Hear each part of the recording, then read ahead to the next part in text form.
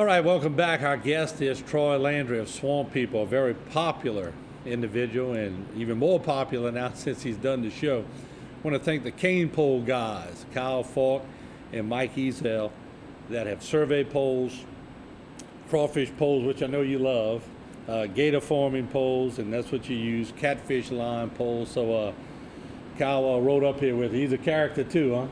I've been buying poles from Carl for a while, and he never paid attention to Troy Landry before. Now I put Troy Landry on TV, and he loves me. I'm his best customer. There you go. But I know y'all had fun on the way here. The excitement. Can you? I know you know the excitement's there, but can you feel the excitement all around you? I can. I've had some women come to me when we do an appearance and tell me I'm about to call them a divorce. Their husband has had it up to here hearing about Troy Landry.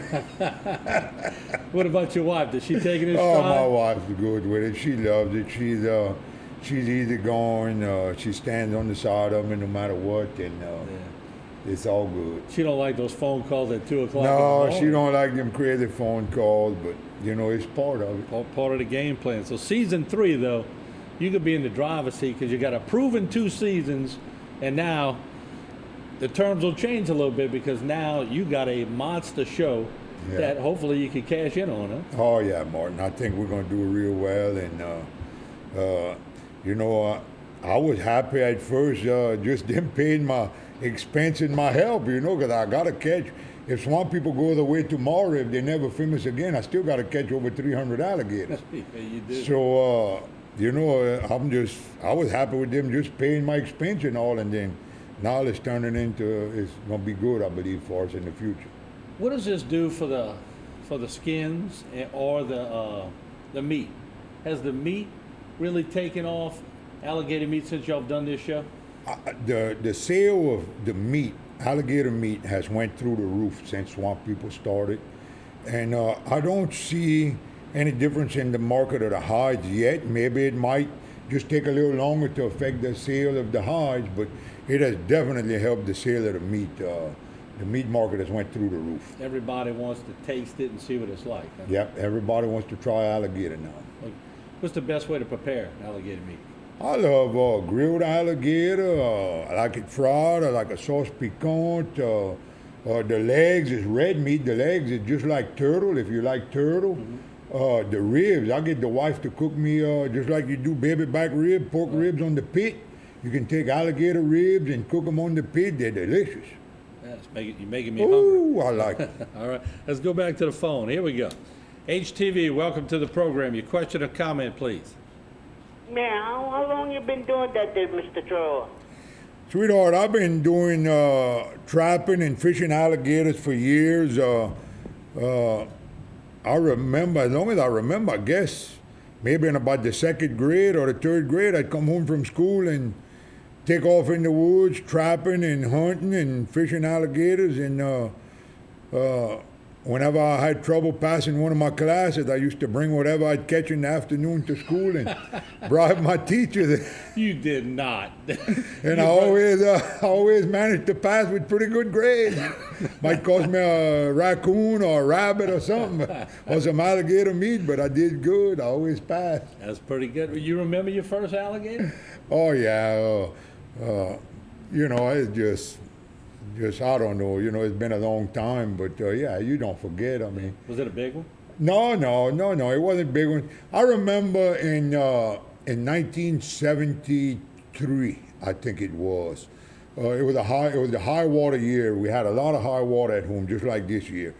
And Dad had got me a little boat and about a little 6 horsepower engine, and that's when I started going off on my own. I was most probably in a boat. I was most probably 12, 13, 14 years old at that time.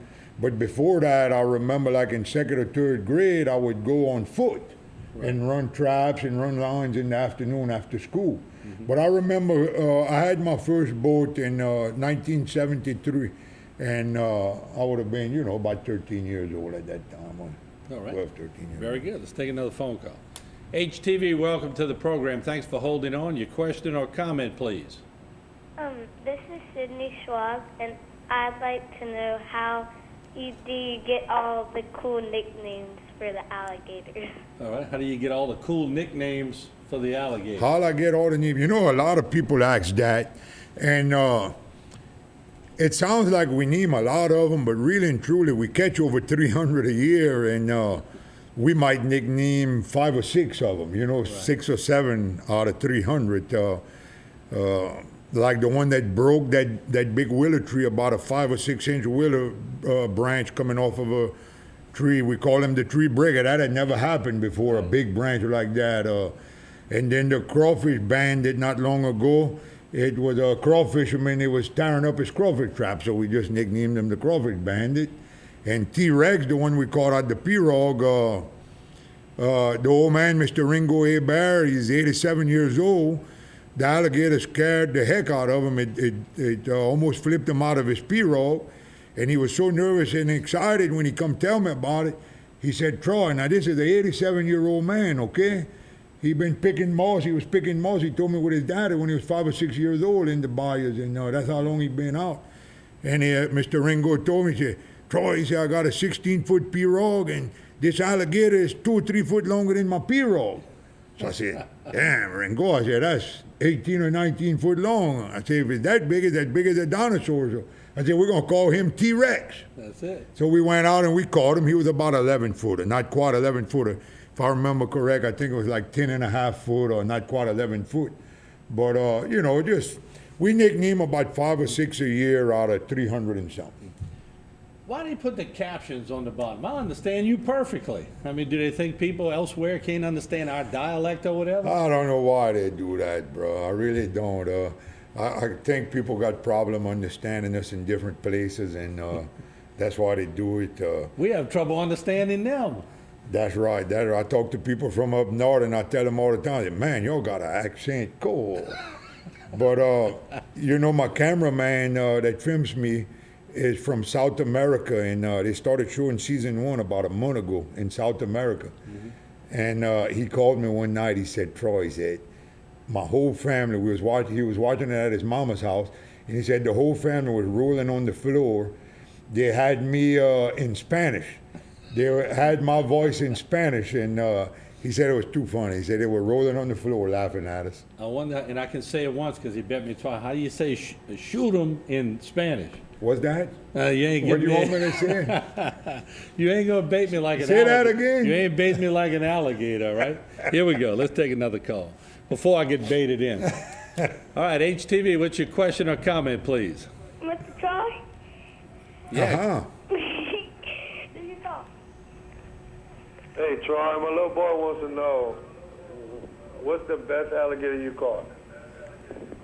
What's That made you more money than anything. What's the best alligator you caught that's made you the most money?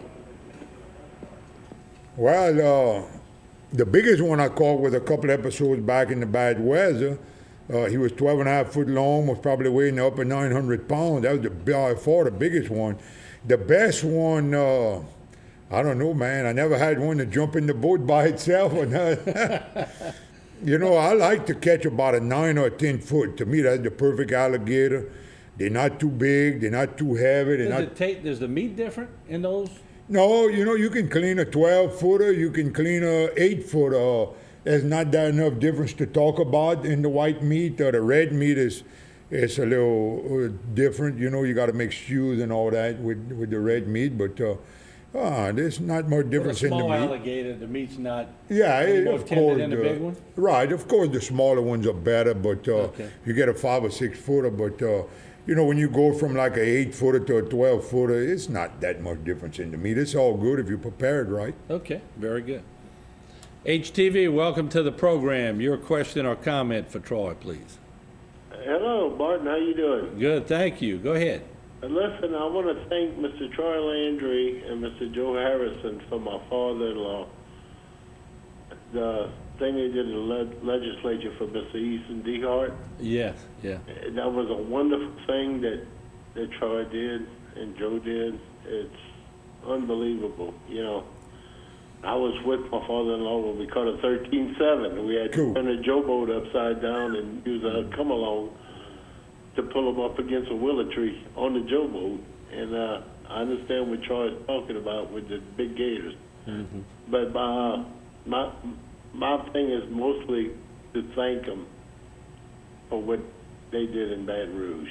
All right. Well, I really appreciate that. It was an honor for them to ask me to do that, and I'm sure he's smiling down on us right now. Yeah, we tried to roll in some video from Baton Rouge of that, but I don't know if we had. Yeah, we ran on a Thursday night, I think it was. But you get asked to do a lot of these things. I think there it is right there while we're talking about it. Yeah, that was it, yeah. But you get asked to do a lot of events, but you can only make a certain amount because demand is just, it's incredible how many things you get asked to do. Oh, I could go to 10 different things every day of the week if I wanted. It would be a full-time job just to go to birthday parties or fundraisers and you know, people call you and it's important to them because it's something to do with their family, which makes it very important. But you can't make them all. So what we try to do is, like for the fundraisers, we'll do stuff for like Relay for Life or St. Jude's, Shriners. You know, we've been doing stuff like that, like for the Shriners Hospital and all. Fundraisers for them for years, long before even Swamp People ever came around.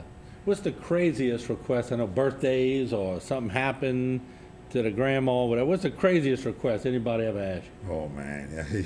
Can you say it on TV? We've been asked, now I got you where I want you. We've been asked to do some strange things, let me tell you. But, you know, we can't do them all. And even though it's important to the people that ask, I wish I could do them all. Yeah. But, you know, I have a job. I got to make a living for my family, and I got work to do. And we do what we can. And we try to do charity events that benefit a bunch of people. We go on July the 8th. We're going to be at LSU in Baton Rouge for the wounded soldiers, wounded warriors, I believe they call warriors, it. Right. It's a big fundraiser for the crippled soldiers, and I volunteered, my family and I, and we gone, and you know, I've had 100 requests to go to fundraisers for individual soldiers, and I wish I could do them all, but I can't, you know, so we try to do stuff like this that hopefully it'll benefit a bunch of them. A lot of wedding requests too. Oh Lord, you name it, weddings, and if we're not careful, we might have even divorce requests. Let me know when you go to one. I want to film that. All right. Let's take another phone call. HTV, welcome to Bayou Time with Troy Landry. Your question or comment, please. Hello. Yeah. Go ahead. Yeah, this is Melody Gay. I was calling to see what they do with the skin after they cut it off the alligator. All right. What do you do with the skins after, Troy? We sell the skins to a buyer, and then they'll take them and tan them. And once they tan them, they ship them all over the world, and they make briefcases, wallets, purses, shoes, belts. I think even recliners and all. They might put it on furniture, the skin too. I believe they do all kind of stuff with the skin. Watch bands. You'd be amazed at some of the things they do with them. See, we've been filming alligators our whole life here at this station, but for your camera crew, when they first came down, was that new to them? Oh, yeah. My cameraman was terrified of alligators. He didn't want to get in the boat at first. And he definitely wouldn't get by them, wouldn't walk on them. And now he's, you know, after 2 years of filming, he's all right with them. He don't have a problem. Remember when my brother Mike Folse did the fishing show with Dan Davis way back when? They were doing this stuff way back when. We should have syndicated it way back then, shouldn't we? Yeah, you're right. You've done it for us, right, really. Buddy, you're right. Here we go. HTV, welcome aboard. Your question or comment, please. Hello. Hi, good afternoon, Martin. How you doing? Oh, fine, and you? Good, thank you. My question for Mr. Landry is, well, first of all, let me say this. I love his accent, okay? And I'd like to know if he speaks French. Oh, yeah. Always parle en français. Oh, that's nice. Yes, Okay. ma'am. I sure do. And tell Elizabeth to keep up the good work because back in the 80s and 90s, I used to fish gators with my brother also. And just tell her, keep up the good work. She's doing good. All right, I sure will. And she's a hard worker. Elizabeth is a very hard worker. All right. Thank you, ma'am. We appreciate it. All right, bye-bye. All right, we're going to take a break now. Jay, are we going to a video clip? We're going to show you a little bit of the show once again. We'll roll in that, and then we'll come back more with Troy Landry. Don't go away. Landry's crew is on target to have a good season. 3 weeks in, they've filled 3/4 of their tags. Hallelujah, hallelujah, hallelujah, hallelujah. After a while, you form this bond as a team working together. Feels great when you're out there and you're getting this job done. Part of Troy's formula for success is choosing the right place to hunt. The crew moves to a different area of the swamp every 3 to 4 days. You know, I've got a lot of years of experience, and you know, we've caught thousands of alligators through the years, and you know, I know where to look. I got a feel for where alligators are, big alligators, and you know, you get that after you've done it for so many years. You get a feel for it. They've already spent 4 days in this canal, and the team has only one more line to check. You got something here?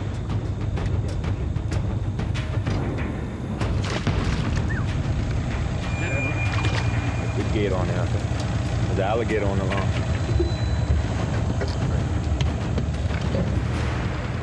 There's a good one on there. Feels like it's a good alligator. You got your gun? Yeah, it is a good one, I think. Real good, huh? Woo! Ah! Woo! Hey! Woo!